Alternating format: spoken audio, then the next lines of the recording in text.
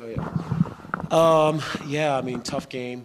We knew that we were playing a very good basketball team, and a basketball team that was motivated. One, because we beat them the first time, and two, they have really played up and down in the RMAC shootout here. So I knew that they would be motivated, and a lot of experienced seniors, and I thought their seniors played like it, and it was a lot of tough situations out there for us. And our kids, I'm real proud of them. They battled hard, and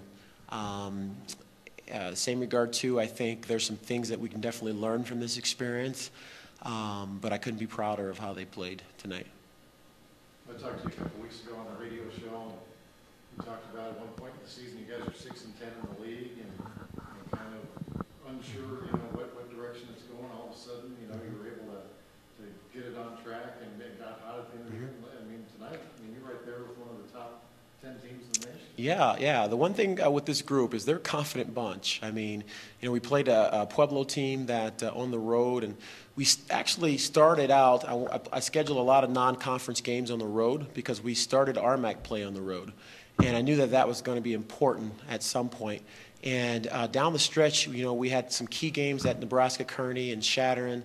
And in those games, I thought our experience early on the road really made a big difference. And so they got comfortable really playing away from our home gym. And I actually thought the difference for us was it took us a while to get used to playing at home, actually. And maybe we played too much on the road in that way. And so we struggled a little bit early in the RMAC season in terms of those home games. And then we had some injuries on top of that. But I thought we had to figure this team out. We started the year with a lot of players, 21 girls I think I had on the roster. And we had to sort through the mix of players, and then eventually I think I challenged our seniors to really step up. And you're in that senior year and you start seeing the end of your career, and I think that those guys got pretty motivated and started playing the way that I thought they did early in the season for us. Coach, just in your second year, you bring a UCCS program that hasn't been here in quite a while. Just talk about just the marks you've already made in your 2 years, and where you see the program going. Yes, yeah. I tell you what, getting here is the first step. And I think giving us confidence and giving us a roadmap of what it takes to actually get here, that experience is invaluable. And I tell you what, I thought last year we just missed out on making the playoffs. We lost. They went to a tiebreaker, and we lost in a tiebreaker. And I thought if we'd got in last year, it would have gave us even a better kind of step up to maybe even go farther in this tournament. And so one of the things that we really talked about as we prepped for this event, we talked a lot about what the environment would be like and maybe our routine, how different it would be, and really try to get our kids adjusted to this situation. And I thought we definitely were able to do that. Our future is bright. All year long, we've relied on our young kids in terms of depth. People like Hannah Knight and Abby Kirchoff, those kids have really played well for us and are only freshmen. And then you look at Sammy Gentile, who's been actually one of the better post players in the league, and she's only a sophomore. Jerry Pickle, who's really started for us and been in and out of that starting lineup, she's only a sophomore. And so we have some kids that we definitely can rely on. We lose some key kids, there's no question about it, with the twins, Danielle Brown, Jess Brown, and Ashley Miller, Peyton Ackerman. But I feel like we have some kids that have really gotten some great game experience, and hopefully it'll carry them into what we might see next year. And we're super excited about the recruits that we have coming in, and so we'll just take it one step at a time and go from there. Just talk about Abby Kirchoff for a second. Obviously, she was really close in earning Freshman of the Year, and just talk about this experience for her, because this is something you want her to become familiar to, especially with this team, and how she's going to be able to build off that and maybe even take on a leadership role just as a sophomore. Yeah, she should have been Freshman of the Year. I'm surprised how a kid is second team all-conference and is not Freshman of the Year. It doesn't really make sense to me in that way. And it doesn't take anything away from who was Freshman of the Year. But by far, all year long, the seniors would tell you, I mean, she's been a great addition to our program. And yet, in the same regard, too, I mean, as a freshman, she doesn't play like a freshman. She plays with confidence and poise, and yet there's still a learning curve for her. I mean, she would tell you that. But yet, I threw her in the fire. There's no question about it from the beginning. And she just sort of goes with the punches, you know. She's from Illinois, and I think if you ask her who Fort Lewis is, she doesn't know who Fort Lewis is. And she plays like that. She plays with a level of confidence that you would hope from that you see in our upperclassmen. And yet her addition has been tremendous for us in terms of really getting us over the hump and along with our seniors. And I tell you what, there's times out there on the floor I don't even notice that she's a freshman, for sure. And yet in the same regard too, obviously she is a talented player. You know, if you really knew her, you know she's really a clown in a lot of ways. So she's a great teammate, and definitely couldn't have moved forward without her this season. Ashley, you're one of the seniors on the team this year, but you're one of the few that have been there since your freshman year, 3 different head coaches, a lot of turmoil. To see this happen, I know not the result you wanted in the end, but to see that crowd here in Pueblo, all those fans, you guys are right there with one of the top 10 teams in the country. Did you ever think that at any point, you know, before this year, that you'd be in a situation like that? Absolutely. I think as a player, you always come in expecting that, and not expecting anything less than to get here and to even get further. So that's absolutely been one of my expectations every single year, despite the adversity. That was always a goal. Coach last year said that you know, he kind of put a lot on the seniors this year. When with you being a fourth-year senior, what kind of legacy did you want to leave behind for a program that is new, starting all over from the ground up? And do you think you felt like you ended your career as a success here tonight?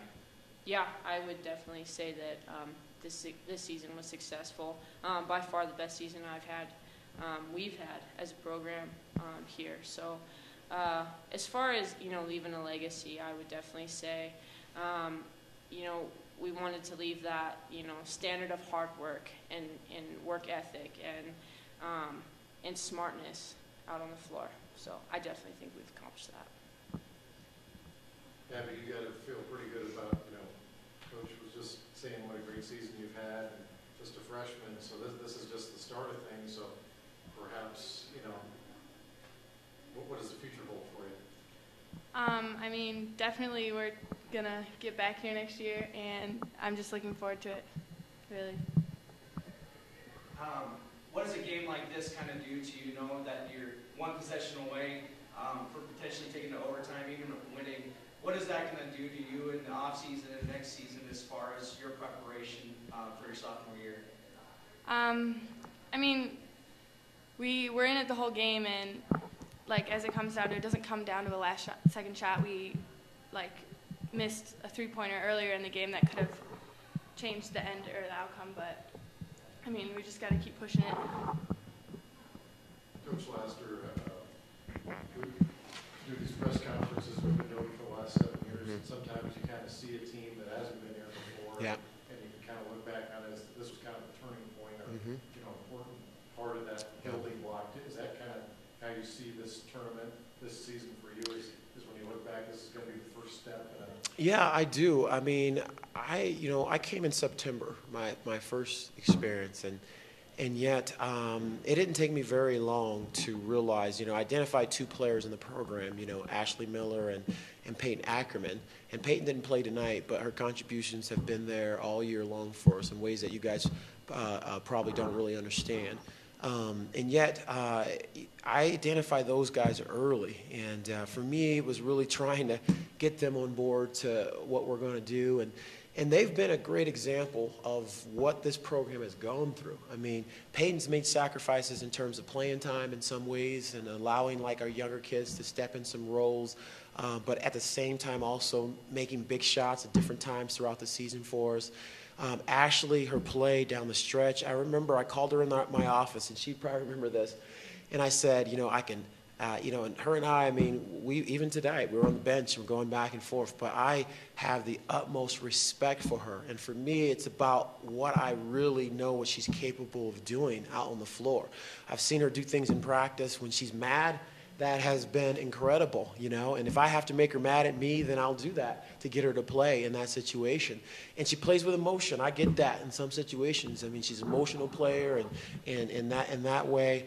And yet down the stretch, I mean, I just can't tell you enough. Like, I called in my office and I said, Ash, I can either make you mad all season long, or you can just realize that, hey, your career's coming to an end, and really do something special. And in a lot of ways, I mean, you look at her play down the stretch. The game she had at CS Pueblo, if you didn't see that game, it was unbelievable. I mean, she had a cut tongue, really literally split her tongue in half.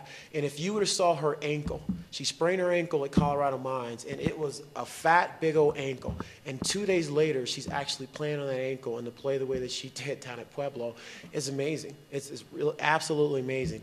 And it hasn't really sunk in for me. But let me tell you, can we move forward as a program? Let me tell you, yes. We have kids that you guys haven't even seen yet that have played terrific for us in practice.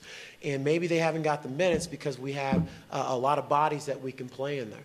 But I'm excited. We have Sam Patterson, who has played really great basketball for us in a lot of situations.